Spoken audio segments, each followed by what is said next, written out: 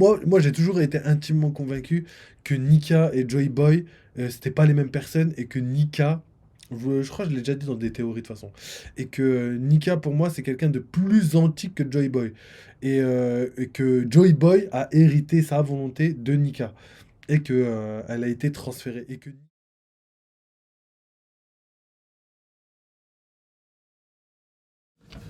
Salut les refs, bienvenue pour un nouveau live. Aujourd'hui, live sur One Piece. Donc, premier live de l'année sur One Piece. Bienvenue les refs. Mes meilleurs vœux, tout ça, vous connaissez. Hein. Je souhaite que le meilleur pour la mif et la santé, les gars, c'est le plus important. Donc, c'est parti aujourd'hui. Petit live sur One Piece. On va essayer d'analyser la grosse vidéo de Goji. Ça fait quelques jours qu'on a dit qu'on va le faire. Et vu qu'on commence l'année sur One Piece, on va commencer par une masterclass de Goji. Donc, d'ailleurs, il y aura aussi une vidéo de Ryo Sensei s'il la sort, parce qu'on l'attend depuis quelques jours, et elle devait sortir déjà mercredi dernier, elle n'est toujours pas sortie. Je pense que c'est pour des bonnes raisons. Je pense sincèrement que si la vidéo de Ryo Sensei n'est pas sortie, c'est pour de bonnes raisons. Ensuite, il y a aussi la vidéo du Mont Corvo qui arrivera sûrement demain, après-demain, on verra en fonction du timing. Je sais pas si j'aurai le temps. Et à part ça, à la fin de ce live-là, on va construire le bateau de Barbe Blanche. Donc j'ai déjà ouvert le bail, j'ai déjà checké et tout un petit peu pour éviter de perdre du temps. Mais voilà, on va construire le Moby Dick, donc bateau légendaire. J'ai déjà fait les trucs un peu galères, mais tout ce qui est montage, on va vraiment commencer du montage de zéro jusqu'à le bateau final correctement, tout propre, tout nickel. Et je pense que ça va être un bon petit live. Hein. J'ai hâte de découvrir tout ça et de faire plein de choses avec vous. Donc let's go les gars, c'est parti, je vous mets la cam. Donc là c'est la vidéo de Goji, je coupe juste vite fait du coup la petite musique. Donc vidéo de Goji, on commence, on va sûrement parler beaucoup et théoriser beaucoup, mais c'est ce qu'on aime. Vidéo de 42 minutes, donc ça va être un petit peu long les gars. Attends, je me suis trompé de cam, c'est elle je crois. Ouais voilà, donc c'est parti. Luffy est un dieu. Si cette déclaration pouvait, il y a quelques années, provoquer une hilarité générale, elle est aujourd'hui bien réelle. Oui, Luffy est un dieu, plus précisément, il est l'incarnation d'une divinité solaire répondant au nom de Nika, le guerrier libérateur. Cette grande révélation a plongé One Piece dans une dimension totalement différente et n'a fait que conforter le sentiment de faim se faisant ressentir depuis peu. Pourtant, si l'introduction de Nika dans l'histoire a eu un tel impact, nous ne savons toujours que très peu de choses sur cette entité aux origines bien mystérieuses. Cette vidéo que vous vous apprêtez à regarder est très particulière et je la considère même comme ma plus grosse théorie, que ce soit au niveau de la durée mais aussi dans son contenu. Dans celle-ci, vous découvrirez tout de Nika, toutes mes théories à son sujet, mais aussi au sujet de Luffy et Joy Boy. C'est pour cette raison que la vidéo sera divisée en 3 parties distinctes. La première concerne Nika, un grand récapitulatif des origines et de l'histoire de Nika, son rôle, mais aussi les références utilisées par Oda dans son écriture. La deuxième nous plonge vraiment au cœur de la théorie, le lien qui unit Joy Boy à Nika, la place centrale que tiennent les histoires fictives au sein de One Piece, et la création du fruit du démon, du dieu soleil. La troisième et dernière partie révélera quant à elle un véritable cataclysme. Découvrez quel sera le tragique destin qui attend le Gomu Gomu no Mi, l'importance de Barbe Noire et comment Luffy devra vaincre le roi des ténèbres sans ses pouvoirs et par la seule volonté qui l'anime. Le point fort de cette vidéo est que je l'ai écrite et conçue pour que vous puissiez regarder individuellement chacune de ces parties en les comprenant parfaitement malgré le lien qu'elles ont entre elles. Alors n'hésitez pas et naviguez comme bon vous semble entre les parties. La seule chose que je vous demande est évidemment de liker cette vidéo pour le lourd travail qu'il y a derrière, et aussi et surtout abonnez-vous. L'objectif de ce mois-ci est d'atteindre ou au moins de se rapprocher du cap des 400 000 abonnés avant 2024. C'est notre résolution de fin d'année, alors allez-y, bombardez et rejoignez. Faut qu'on aille regarder. Nous on est déjà abonnés, mais on s'approche, on s'approche. On va mettre un petit like pendant qu'on est là. Et donc c'est parti les gars pour la plus grosse vidéo de Goji sur One Piece, de toutes ses théories. C'est lui-même qui le dit que c'est la meilleure de ses vidéos en termes de contenu et en termes de longueur. Donc let's go les gars, nous on va tout one shot direct. Même pas de partie, rien du tout, nous on va tout regarder. Donc c'est parti les mecs. Équipage. Merci à tous les bros, à présent nous allons pouvoir découvrir le grand secret entourant l'épopée de Nika, le guerrier libérateur et dieu soleil.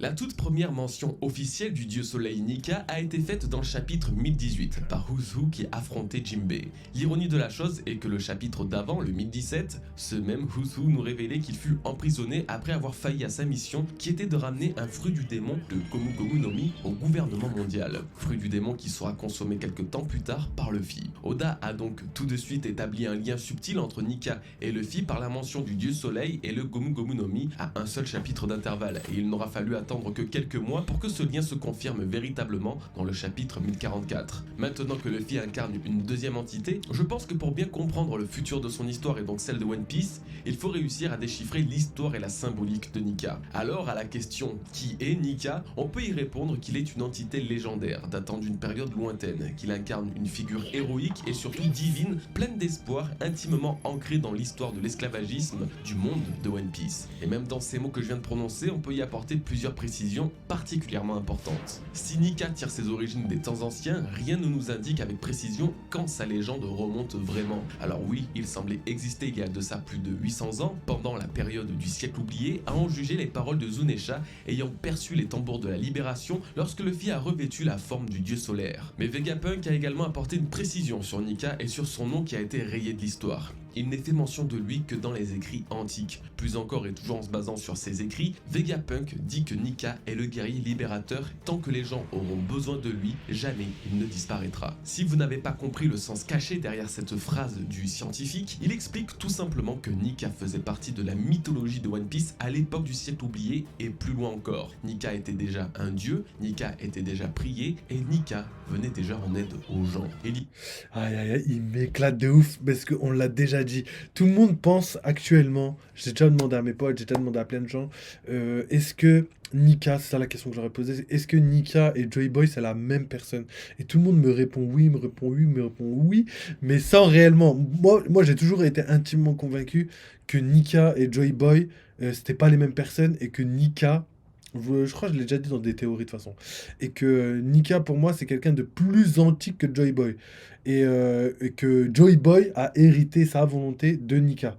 Et que elle a été transférée. Et que Nika est peut-être pas une personne réelle, mais peut-être... ça me fait penser un petit peu à Code Geass.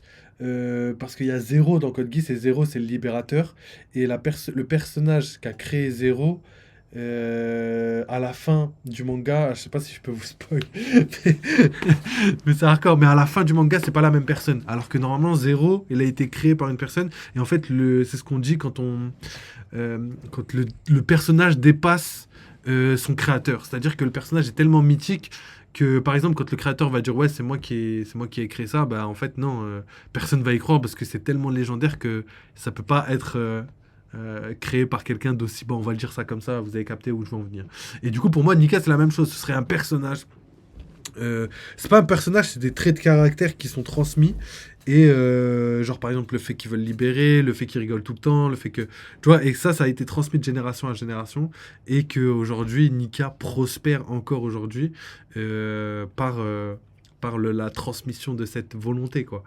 Donc, est-ce que Nika et Joy Boy est la même personne? J'ai l'impression que non, pour une raison simple, parce que pour moi, Oda déjà il l'aurait pas fait ça pour rien, tu vois. Quand il crée quelque chose, c'est que ça veut dire qu'il y a une signification. Et là, ça conforte mon idée quand Goji dit que Nika, à l'époque des temps anciens, était déjà une légende. Donc ça veut dire que dans les temps anciens, il était déjà considéré comme une légende. Donc ça, c'est légende. Je suis trop content en vrai que Goji dise ça. Donc let's go, on continue parce que la vidéo va être longue. Il y a donc de grandes chances qu'il soit vieux non pas de plusieurs centaines d'années, mais plusieurs milliers. Pour en venir au second point de la figure héroïque et divine incarnée par Nika, jusqu'à encore très récemment dans le flashback de Kuma, il est décrit comme un être libérateur et même miraculeux. Ce n'est qu'en le priant qu'il n'apparaîtra, car ce n'est que quand les gens sont dans le besoin que son existence a du sens. On dit de Nika qu'il donne le sourire aux gens, qu'il libère des tourments. Cette entité n'a de raison d'apparaître et de vivre que dans les pires moments du monde et de l'humanité. Et ça, c'est très important à prendre en compte pour le reste de cette théorie, ne l'oubliez pas. Et pour finir, il est totalement relié aux prisonniers et aux esclaves, à l'image de l'être vivant asservi et en captivité, opprimé et dépendant. C'est concrètement le sujet principal de One Piece. C'est le mal ultime qui doit être guéri et qui ne l'a toujours pas été. Dans les dizaines de pays que Luffy a visités, il n'est jamais reparti sans avoir délivré le peuple de ses démons. Et il a toujours agi comme le libérateur et briseur de chaînes. Sauf sur Sabaody, là où furent introduits les dragons célestes et leurs esclaves enchaînés. C'était la première apparition de vrais esclaves entravés et réduits à l'état d'objets et dont la moindre once d'humanité fut annihilée par la cruauté des dragons célestes. C'est dans cet arc que les Mugiwara ont perdu pour la première fois, ne parvenant à libérer l'île et le mal qui l'a rongé. Mais c'est aussi dans cet arc qu'ils ont été opposés pour la première fois aux Tenryubito, à leur suprématie politique et militaire absolue, et dont le thème de l'esclavage ne cessera de leur être intimement relié à partir de ce moment précis. Maintenant que Luffy, notre héros, incarne officiellement à travers Nika le symbole de la libération des esclaves, il ne fait aucun doute que l'ultime combat qu'il devra mener sera de délivrer le monde de ce fléau précis. Ce qui coïncide parfaitement avec l'idée que le gouvernement mondial représente l'ennemi définitif qu'il devra vaincre et qui sont à l'origine de l'esclavagisme.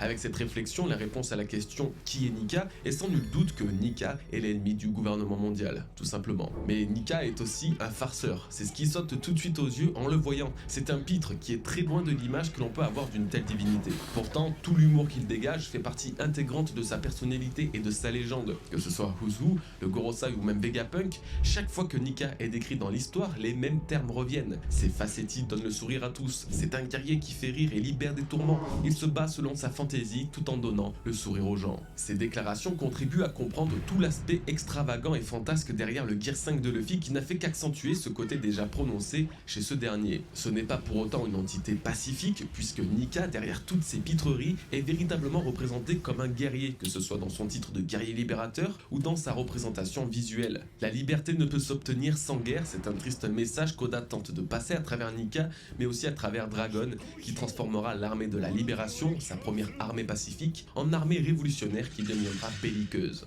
Malgré tout, et comme je le disais, le titre militaire accordé à Nika est largement dilué et allégé par la cause qu'il défend, celle des opprimés, et par le symbole qu'il dégage, à savoir celle d'une entité Ouais, j'ai pas d'aller, comment ça va? Mais finalement, que dit l'histoire de Nika? Comment ça, je suis une faute? C'est toi la seulement faute. depuis le chapitre 1018, chapitre de sa première mention officielle? Eh bien, si on peut légitimement se poser cette question, puisque son nom n'a jamais été mentionné avant ce moment précis, cela ne prouve pas pour autant qu'il n'existait pas et qu'il n'était pas destiné à apparaître. Au contraire, Nika est bien décrit comme une entité qui fut effacée de l'histoire. Son existence se doit d'être aussi mystérieuse que l'est l'Ancien Royaume. C'est la raison pour laquelle seules des personnes très spécifiques sont en mesure de parler de lui, comme le Gorosei qui est vraisemblablement à l'origine de sa disparition, ou Vegapunk qui a analysé de nombreuses données du siècle oublié. Pour autant, le symbole du dieu du soleil, lui, existe depuis très longtemps. Dans les croyances et la culture des Shandia, le dieu du soleil semblait être la divinité principale à en juger le sacrifice de vie humaine qui devait lui être adressé. Il faut savoir que dans la culture maya et aztèque, qui ont grandement inspiré les Shandia, le rite de sacrifice humain représentait l'offrande ultime qu'ils pouvaient offrir. C'est toi aussi, t'habites sur une île avec des fuseaux horaires bizarres. C'est vrai, quand c'est des jeux vidéo, je live tout le temps vers 21h. D'ailleurs, ouais, je le dis comme ça, les gens seront courants. Et sinon, je live à peu près entre 19h, ouais, 18-19h. Normalement, là, j'étais prêt à 18h, mais en fait, vu que je préparais le montage du bateau de Barbe Blanche, j'ai pris un peu de temps à tout coordonner. Aux dieux pour calmer leur colère et recevoir leur bénédiction, ce qui prouve vraiment l'importance d'un tel dieu dans One Piece, même s'il ne fut pas nommé à ce moment-là. Sans omettre, toujours sur l'île céleste, que Nika semble apparaître dans la silhouette de Luffy lors des deux feux de joie, des cérémonies qui sont propres au culte du soleil. Donc oui, déjà à partir de ce moment. On a les fuseaux horaires des Émirats ici. Ouais, t'as dit ça comme si c'était un truc de ouf. Comme si je devais te féliciter, frère. Ça change rien, c'est claqué, frère. Je suis mort. L'histoire de Nika commençait à se dessiner sous nos yeux, et ce n'est pas fini, puisque, encore dans une autre culture, celle des géants d'Elbaf, le mythe du dieu soleil existe. Cette divinité est encore une fois essentielle dans leurs croyances, pratiquant le rite du jeûne pour remercier et célébrer le soleil, sa mort et sa résurrection. Oh là là là là, mais regardez-moi la masterclass. En plus, on l'a dit, j'étais même pas au courant de ça. Enfin, j'étais au courant, mais j'avais oublié. Je l'ai vu ce chapitre plusieurs fois, mais j'ai oublié que les Elbaf étaient liés au soleil. Et dans ma théorie, j'arrêtais pas de vous dire, par rapport aux armes antiques, que les peuples qui sont liés, qui sont pas affiliés au gouvernement mondial, sont étroitement liés à Nika et Oji. Et au final, ça s'avère être vrai. Et pour moi, vu que j'avais théorisé que, par exemple, les hommes poissons, pareil, ils ont plein de références par rapport au soleil, comme par exemple les pirates du soleil avec le fameux tatouage. eux ont une arme antique, donc Poséidon, ça c'est avéré. Ensuite, il y a... Comment il s'appelle? Il y a Pluton. Pluton qui se trouve à Wano. Wano, pareil, pas affilié au gouvernement mondial. Les Kozuki ont un soleil sur leur, euh, sur leur bannière. Je sais pas si je peux dire ça comme ça, sur leur logo de clan, là. Sur leur bannière, en gros. Et pareil, et Pluton est à Wano. Et j'avais théorisé comme quoi la dernière île où pourrait se trouver la dernière arme antique était Elbaf, parce que eux aussi sont liés au G, et ils sont pas liés au gouvernement mondial. Et quand tout commence petit à petit, en plus il y a l'arbre, on sait que toute la connaissance de d'Ohara a été transmise à Elbaf, donc il y a énormément de choses qui fait que tout se rejoignait à Elbaf. Et aussi, la fameuse théorie qui dit que quand Luffy va aller à Raftel et qu'il va faire demi-tour, eh ben, il va pouvoir passer par ces trois îles, ça va éviter de faire 30 000 détours et tout, pour pouvoir récupérer toutes les armées et tous les alliés qu'il peut, mais aussi récupérer les armes antiques. Donc ça fera Elbaf, Wano, et en plus il faut ouvrir Wano, donc on est obligé de revenir à Wano. Et pareil, il faut détruire l'île des hommes poissons parce que c'était dans la boule de cristal, là, dans la vision de Shirley, la sœur à Arlong. Et du coup, tout concordait. Et en plus, je vous avais déjà dit aussi que Marineford, c'était du côté de la première partie de Grand Line. Et là, New Marineford, c'est de l'autre côté. Donc en fait, la construction du manga, elle a été superbement bien faite. Et on peut avoir des informations par rapport juste à la construction. Donc on a la construction, on a la trame scénaristique, et on a aussi le côté histoire de One Piece, tu vois. Donc il y a aussi le côté dit, le côté siècle oublié, tout ça. Donc je trouve que tout concorde encore une fois et je suis trop content. Bon, on verra bien si ça va être validé ou non ou pas du tout. Mais je vous ai déjà théorisé ça plusieurs fois. N'hésitez pas à aller regarder mes théories dans la playlist théorie sur YouTube.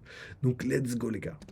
Dans notre monde, cette fête est associée au Yule, une tradition païenne associée au dieu solaire, honorant le retour de cet astre et sa victoire sur les ténèbres. Autant vous dire que c'est une fois de plus assez explicite avec One Piece, le soleil est représenté chez Luffy et les ténèbres chez Marshall D. Teach. Et pour finir, on peut totalement citer les hommes poissons et Otohime, qui n'adorent aucun dieu en particulier, mais qui admirent de tout leur âme le soleil au point où les pirates hommes poissons arborent son emblème. Malgré tout, Jinbei semblait connaître Nika, à en juger sa réaction face à Uzu, puisque c'est une histoire liée à l'esclavagisme et par extension aux hommes poissons et à l'équipage des pirates du soleil. Jinbei confirme cette idée en disant qu'il n'avait rien à dire à des personnes comme lui, sous-entendant une connaissance qu'il ne divulguera pas à son adversaire, que Nika fait partie de l'histoire et que cette histoire est assez compliquée pour en parler. Il est donc très probable que l'équipage des Pirates du Soleil ait déjà entendu parler de Nika par Fisher Tiger, leur capitaine qui fut autrefois emprisonné sur Marie-Joise. Comme vous l'avez compris, la symbolique du dieu soleil est omniprésente dans la plupart des arcs de One Piece. Pourtant, Nika, lui, reste discret. Enfin, sauf une fois, et ce n'était pas dans le manga. Bien que je ne prenne jamais les films comme source fiable dans mes théories et analyses, l'un d'eux, à mon sens, a totalement teasé l'existence de Nika et son rapport avec l'esclavagisme. One Piece Gold.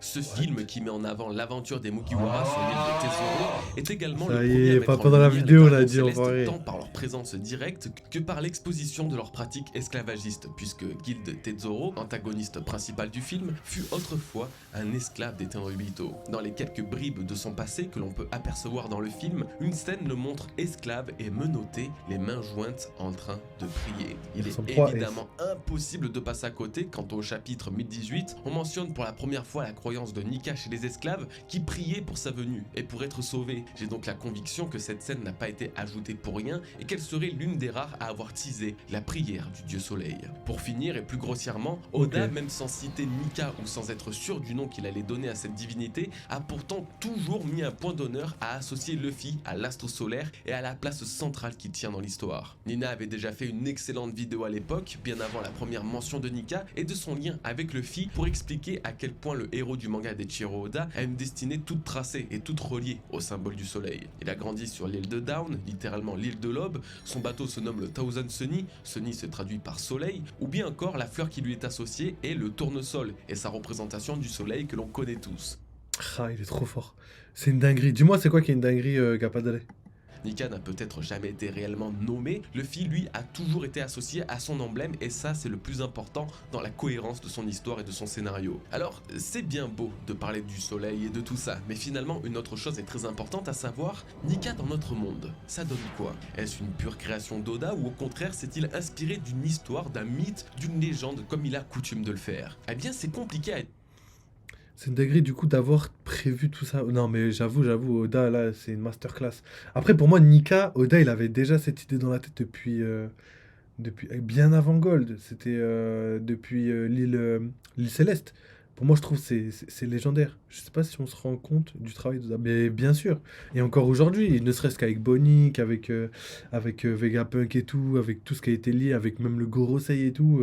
On savait même pas ce qui se battait, mais Oda il avait déjà réservé un traitement depuis bien longtemps. Il savait très bien ce qu'il faisait.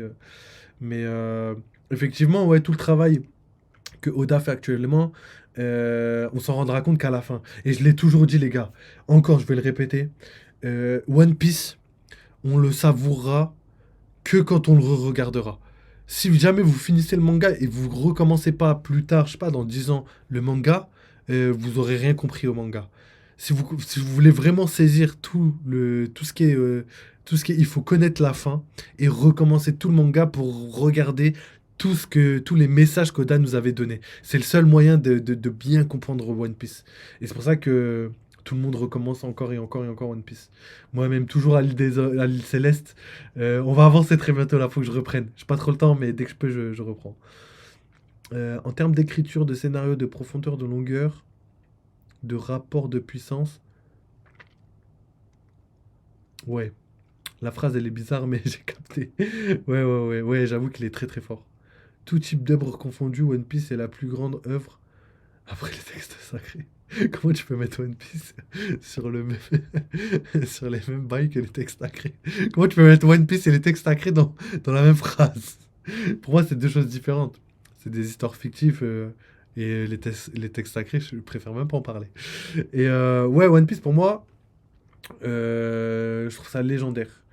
Ouais, pour moi, il n'y a pas d'œuvre aussi travaillée que celle de Oda. Il y a des œuvres masterclass, il y a des œuvres qui sont aussi dignes de One Piece, mais en termes de quantité et de qualité de travail, on trouvera pas. Surtout que c'est pas qu'une œuvre écrite, c'est une œuvre dessinée et une œuvre racontée via des fois des romans, via des fois des animés. Donc, ouais, pour moi, c'est largement ça. Mais bon, trêve de bavardage, on y va parce que on est qu'à 11 minutes, il en reste Il y a trentaine. toutefois trois entités très intéressantes à relever, totalement dans le thème de Nika, qui possèdent chacune des particularités du dieu soleil. Et c'est en les combinant ensemble que l'inspiration finale de Nika apparaît, car il semble effectivement qu'Oda se soit inspiré de plusieurs mythes pour donner naissance à son dieu solaire. La première est le Curupira. Le Curupira est un jeune garçon gardien de la forêt présent dans le folklore brésilien, ce qui s'accorde parfaitement avec les dires d'Oda selon lesquels Luffy serait brésilien dans notre monde. Vous l'aurez remarqué, physiquement, il est très similaire à l'image que l'on a de ce fameux Nika. Il est parfois armé d'une lance, comme Nika, il a les cheveux enflammés, comme Nika, et est réputé pour être très farceur et aimer les danses malgré ses jambes désarticulées, encore une fois, comme Nika. Tiens, je fais juste une petite pause parce que j'avais besoin de te demander quelque chose, Gapadel. Est-ce que tu penses que le fait que Luffy puisse perdre son fruit totalement et qu'il puisse revenir full haki avec, je sais pas, peut-être pas une lance, mais vu que quand il était petit, il se tapait avec un tuyau, ça pourrait être quelque chose comme ça, tu vois. Donc, est-ce que tu vois ça possible? Et je dirais mon avis après.